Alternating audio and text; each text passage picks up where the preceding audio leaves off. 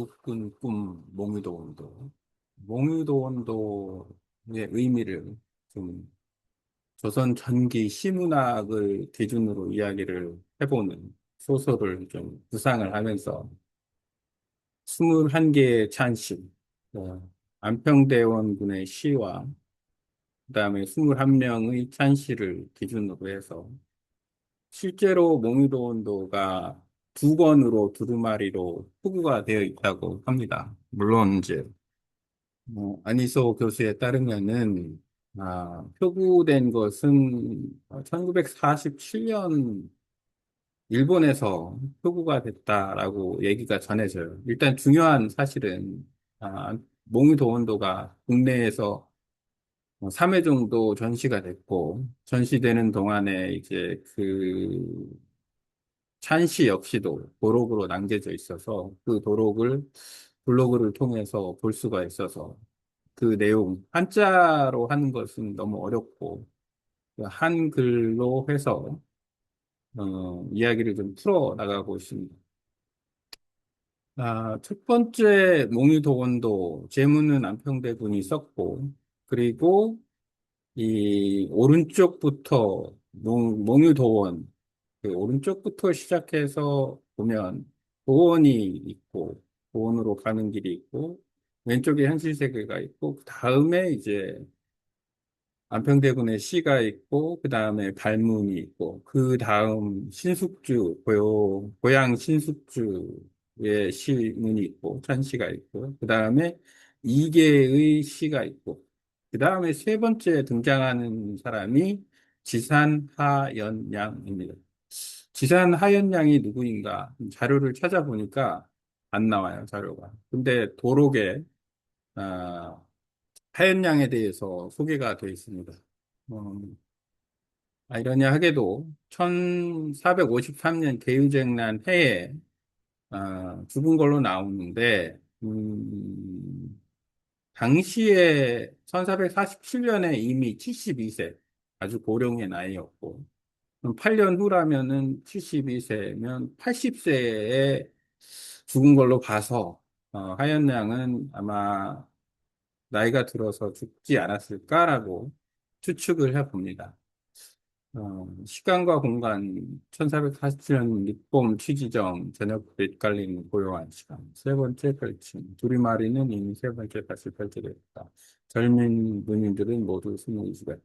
우선 조정의 최고 원로 하연양 하연양은 뭐 세종조에 그 벼슬을 계속 지냈던 인물이고 지금 1447년이면 1418년에 세종이 즉위를 했기 때문에 세종 즉위 29년. 그러니까 하연양 역시도 아마 관직에 있었으면 30년 가까운 관직 생활을 한 원로 대신이지 않았을까. 어, 우리 당시에 그 1447년에는 어떤 보직을 맡고 있었을지 조금 더 들여다봐야 될 상황 같고. 꿈의 주인 안평대군, 구세의 주인 안경, 세 사람의 시선이 한 곳에 멉니다. 몽유도 원도가 있는데 이 하얀 양은 시문에서 찬시에서 안견의 그 예술적 기질을 아주 대놓고 칭찬을 합니다. 아주 대단한 능력을 가졌다. 그리고 마지막에 비의 옹은 문단의 거두다라고 얘기를 해요. 원로인 하연양이 72세의 나이에 안평대군을 일컬어 문단의 거두다라고 얘기를 한다라는 것은 안평대군이 어느 정도의 그 능력이 있었는지, 그러니까 시문화 또는 문인 그에 대해서 를 단적으로 보여주는 거라 볼 수 있다라고 생각이 듭니다. 그림 참 좋네. 현실 없는 도원은 오래 남지 못하니 그래서 더 귀한 것이요. 김산하였냐. 현실은 왼편은 험한 산은 현실처럼 거먹고 가파르고 어두운 현실이고. 그건 AI가 일부러 만들어낸 부분 같지. 실제 그림은 그렇지 않은데. 오른쪽에 있는 도원 역시도 약간 청자색 빛을 탁 넣어가지고 이미지를 끄집어냈는데 아주 재주가 좋은 AI입니다. 도원, 유토피아. 오른편 복사꽃 계곡은 마치 인간 세상 바깥의 숨결처럼 밝았다. 바위 아래 기대어선 마음이 쉬는 집. 보면 이 앞부분에 이런 이렇게 지금 작은 집이 있는데 집이 있고 어, 호수, 백리도원,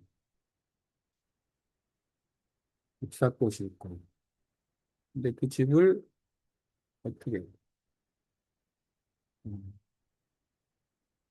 약간 다르게 만들었어. 아, 음, 기대합니다. 꿈의 주인 비해옹. 비해라는 것은 세종이 안평을 위해서 지어준 호이고 안평대금 시대의 스님 하였나 진산 하였나 유술 설계자 지곡 안경 새로운 시대의 야망과 환상을 제공한 자 소신도 꿈에서 그 향기를 맡았습니다. 음, 이 말은 누가 한 말인가? 하연남이 했나? 정치적 축복과 문학적 찬사를 더한 늙은 재산. 이 집은 사람이 짓는 집이 아니라 마음이 쉬는 자리로구나. 공간에 있고 철학을 시각화한 지구의 뜻은 참으로 사람을 손같지 않다. 이 하연 양의 그 안견의 그 그림 솜씨에 대해서 좀 극찬을 하는 부분이라고 할 수 있습니다. 음. 잎사꽃 화사하게 산천을 수놓았고 심오한 깃들과 묘한 분위기를 그 누가 능히 펼쳐낼 수 있겠는가. 이 그림을 상당히 확대된 그림인데 AI가 이렇게 해놨기 때문에 이게 지금 이미지를 그냥 확대하면서 가져온 건지는 조금 더 면밀하게 관찰을 해볼 필요가 있겠네요. 원본이 있었으면 좋겠는데. 늙은 재상의 붓. 하얀 양의 시는 단순히 풍경을 옮기지 않았다. 그는 그림 속 공간을 읽어내고 복숭아꽃 뒤의 안개와 흐릿한 경계에 숨결을 불어넣었다. 이해용은 여전히 문단의 거두이시어라. 이 하얀 양의 그 찬시 맨 마지막에 나오는 쉽게 말하면 한자, 칠원 고시이죠.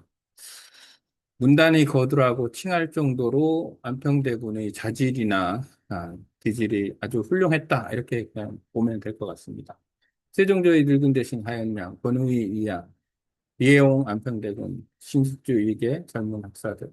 단순한 찬양이 아닌 정치적 선언, 왕의 명을 넘어 조정에 올라가 새 시대의 문학적 중심을 안평대군에게 넘기는 순간이다. 몽의도 원도와 창시, 시문학, 어, 시, 시화문화? 밤이 깊어 사람들은 하나둘 늘어났다. 등장불은 낙을 듣고 두루마리 먹듯은 더 깊어 보였다. 그림 앞에는 오직 꿈을 꾼 자, 앙평대군과 꿈을 그린 자, 안견만이 남았다. 재상의 찬사. 사람이 이처럼 아름답게 그려낼 수 있을 줄 어찌 알았으리오? 라고 안견의 그림을 찬사하고 허의 고백 소신을 아름답게 그리려 하지 않았기 때문입니다. 완벽한 아름다움을 추구하지 않은 예술가의 의도, 진짜 꿈을 완성하기 위한 안견의 숨겨진 소설.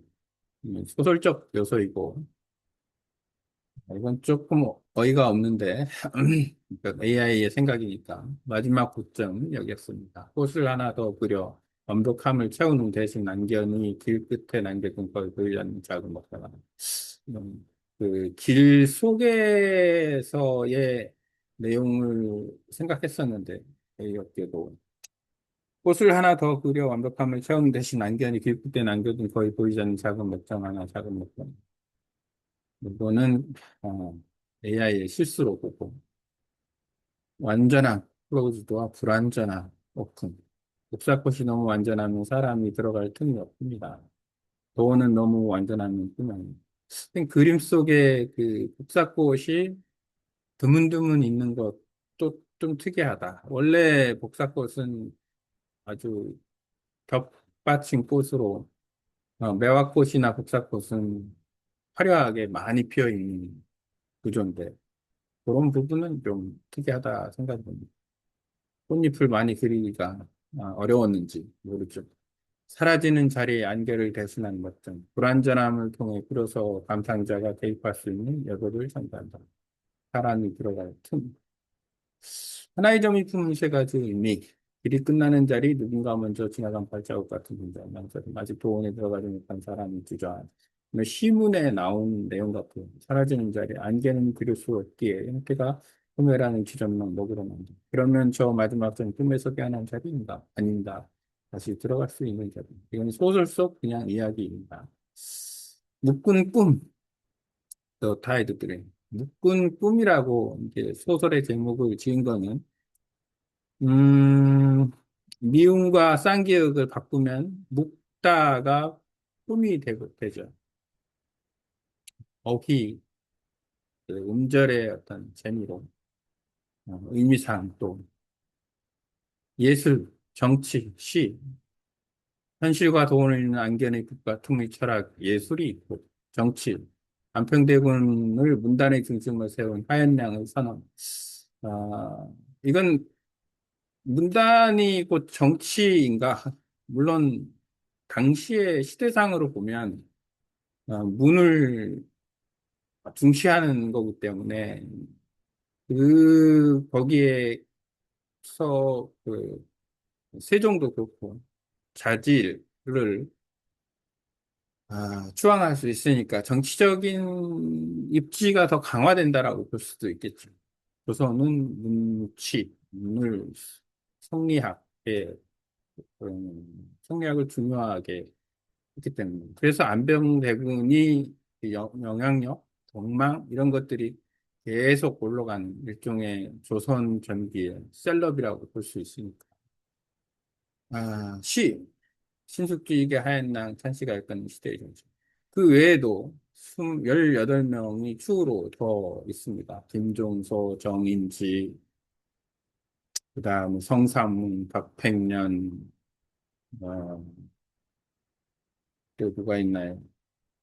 김수원, 김담, 음, 아주 많은 문인이 있는데 이 내용이 찬씨가 1권, 2권으로 돼 있어서 일단 안평대군과 찬씨를 쓴 사람의 관계를 고려해서 쭉 리뷰를 하는 걸로 해보겠습니다. 몽유도 운동은 단순한 한 장의 풍경화가 아니다. 꿈시, 정치, 우정, 그리고 시대가 하나의 두루마리 위에 묶인 복합적 예술품이다. 조선 전기의 시문화의 특이한 모습을 보여주는 몽유도 운동에 얽힌 아주 어떻게 보면은 세종 29년, 가 피크라고 볼 수 있겠죠. 세종의 치세의 피크이자 조선 전기 시문학의 그 정점을 찍는 그런 작품이라고 볼 수 있고 그림뿐만 아니라 그 이야기 그리고 찬시 그 시문에 참가한 문인들까지 다 포함을 해서 하연량이라는 사람이 누구지? 이런 생각이 들었는데 아주 세종 시대의 원로인 아, 문인이다 라고 보여집니다. 마치 말과 그림이 서로의 끝을 이어 묶듯이 그 밤의 두루마리는 완성된 것이 아니라 조용히 아직 되고 있었다.